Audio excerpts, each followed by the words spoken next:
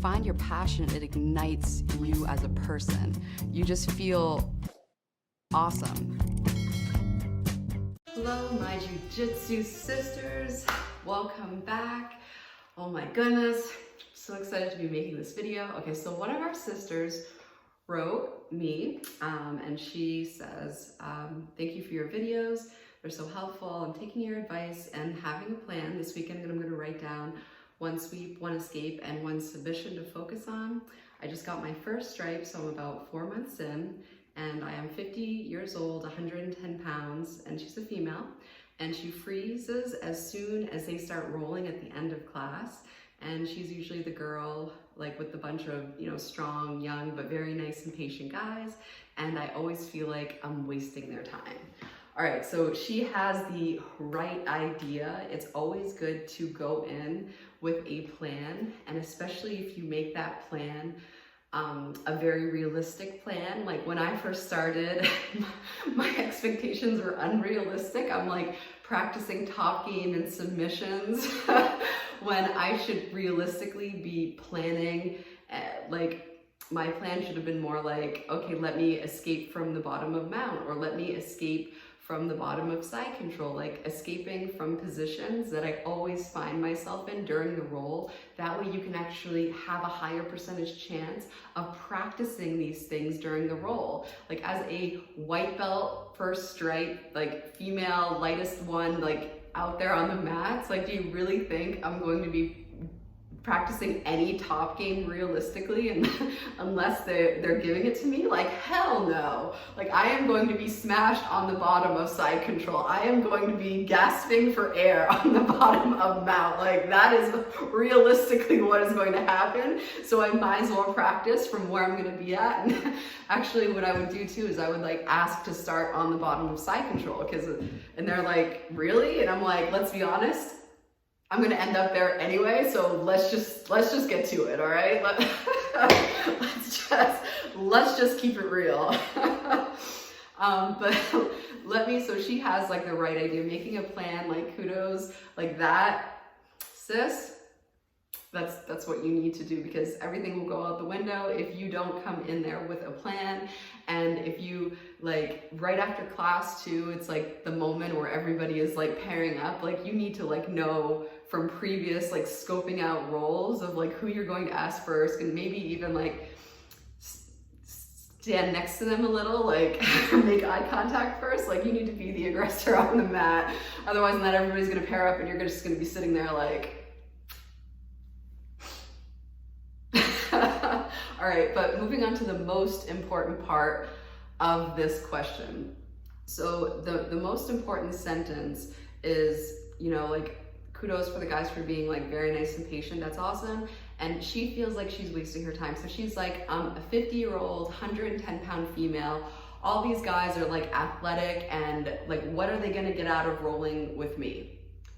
All right, so first of all, what I used to do to combat this is I used to go up to like one of the purple belts or one of the brown belts. I used to go to one of the brown belts and be like, just joking, like, so you want a warm-up roll? Because let's be honest, and making that joke and like leading with that is very helpful, because yeah, like everybody, in order to avoid injury, like being their warm-up roll is an advantage to them, okay? So that's number one. And number two, like, you know they're gonna wanna break, you know, like a lighter type roll, like that's never a bad thing. So those are the first two, like kind of like not as important as the third point, okay? So imagine being a coach that is teaching jiu-jitsu, and the reason, the intention for teaching jiu-jitsu is, its original form is like a form of self-defense. Like you are teaching your students because you want them to be able to intelligently defend themselves when shit goes down, okay? So who is your coach going to be more proud of? Is your coach going to be more proud of like Johnny Blue Belt, who just got gold at a local tournament at like tap cancer out, or he got on the podium, which is not that hard to do? Or is he going to be more proud of the 110-pound, 50-year-old female who had some shit go down during the weekend and she was able to intelligently defend herself long enough for the attacker to be like, you know what, I thought she was going to be an easy target. She's a 110-pound, 50-year-old female. I thought that was going to be easy, but she could intelligently defend herself, and I'm just not. I was looking for easy, I'm out. Like, as a coach, I would be like tears of joy hearing that one of my students was able to intelligently defend herself.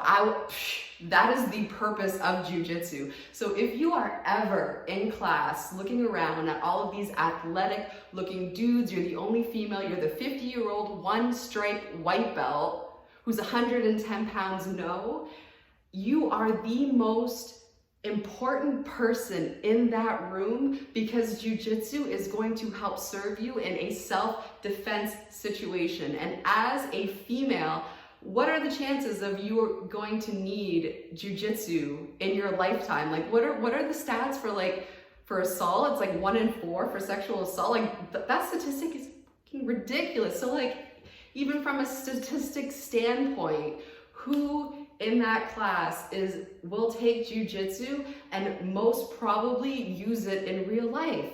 The 110-pound white belt female will. So yeah. So ladies, I know exactly what that feeling is like when you're looking around the classroom and you're like, holy crap, like he's gonna roll with me and he's gonna get nothing out of it. Like, he will get something out of it. Okay, he can either get a warm up or at least a break from being smashed out there on the mat. So people do get something out of it, but also you need to know that you are valuable. Like, you are valuable. You are the student that will most likely use jiu-jitsu for its intended, created purpose, which is self-defense. That makes you the most valuable student on the mat, in my opinion, okay? Like, congrats to Johnny for getting that gold medal, for getting the participation medal. No, I'm joking, just kidding. No, I'm kidding. But like, that's pretty easy to do, you know? So don't feel, it's hard. When you first start jiu-jitsu, you are going to be the least skilled. If you're rolling, that first year, you're going to be getting smashed repeatedly. Maybe they're going to be nice to you, maybe they're going to let you work. But if you are hitting any submissions your first 6 months, like, they're letting you work. Like, if they were rolling 100% with you, that shit is not going to happen. So it makes you feel, it can take away your confidence, right? Like, every time, imagine showing up every time somewhere and just getting beat up, right? Like, you don't feel confident in yourself after that. It's very hard to maintain a level of confidence. And it's very hard to think that, like, you're worth anything because you think that, like, you suck and everybody's on the mat is better than you. And even though that might be the case for a period of time, like, yes, for me, yes, like, on Sunday, we used to have these, they would call it like church, right? Like, I would show up to church, most of the time, if I'm like the only female, the least skilled person on the mat, like, what do you think is gonna happen, right? I'm getting my ass beat, I'm getting smashed.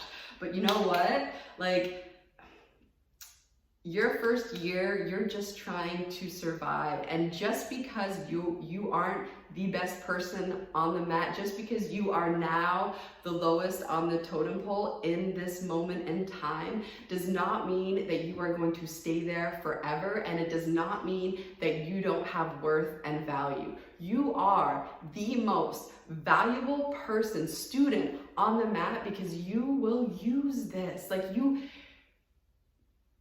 I think you get my point. So just know, like, that mantra is like very good to have, to know like your value and your worth, because you are a valuable student. You deserve to be there just as much, if not more, than any other person on that mat, and do not let that discourage you from rolling. Do not get down about that when you're like looking for a class partner. Like, just know that like, okay, in this room, I might be the lowest on the totem pole, but guess what? I've been training for like 6 months. I've been training for a year. I've been training for however long that you've been training. And that is more than the majority of people who have never trained. So who's going to win, right? Like who? All right, so let me tell you one last story, all right? I know this video is getting long, but this is a good one. So I was, when I was a white belt, it was like my first 4 months of training, and my roommate at the time was like, hey, like you've been training jiu-jitsu, like I kind of want to like, do you want to, you know, like wrestle? You want to wrestle? And I was like, yeah, sure. Like, I don't, you know, like I'm up for whatever. So we like went at it, and like I got his back and got a like in the rear naked choke position. And he afterwards was like, holy crap, Crystal, you had a plan. I didn't even have a plan. So as a person training, you already know that like taking the back is the top position, and you already know like an RNC. So you already know where you want to be and what you're going to do. Like that compared to up against somebody who does not know anything but just thinks they do because of blind ego. Like, who do you think is gonna realistically like win? But you're in a room full of skilled people. You know what I mean? Like, you have more experience than 100% of the people who have never trained. So don't be so hard on yourself, okay? Don't be so hard on yourself. Just celebrate the victories in your knowledge, right? Celebrate the one new thing that you learned. Celebrate the like going up against yourself, meaning like you were too afraid to even do one roll and you got that one roll, or you were sitting at home and you were too anxious to go to class, but you know what? You stood up against yourself and you said, you know what? I'm gonna feel awesome after going to class, so I'm gonna go to class. Those are the real wins, okay? Because that is what's going to get, the real win is surviving your first year, okay? That is the real win, and remember that. Do not judge yourself based off how many times you tap. Judge yourself based off of showing up and surviving that first year. That's all, girl. You're good. You're golden. You're gonna get this. I believe in you, and I'm so proud of you. Just keep on, like this is the grind. Just keep on going to class, set your schedule, don't even think about it, and just show up, okay? It's not all going to be roses, but that's part of it. Like, this is showing you how to fight, okay? Which is very valuable, extremely valuable. But all right, so thank you so much for watching, and until next time.